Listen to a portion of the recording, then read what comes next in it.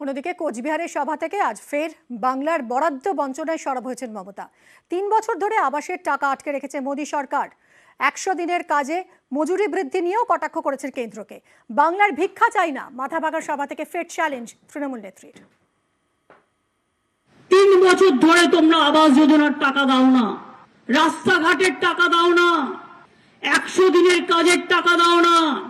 ১০০ দিনের কাজে ভারতবর্ষে বাংলা প্রথম ছিল, আবাস যোজনায় বাংলা প্রথম ছিল, রাস্তার কাজেও বাংলা প্রথম ছিল।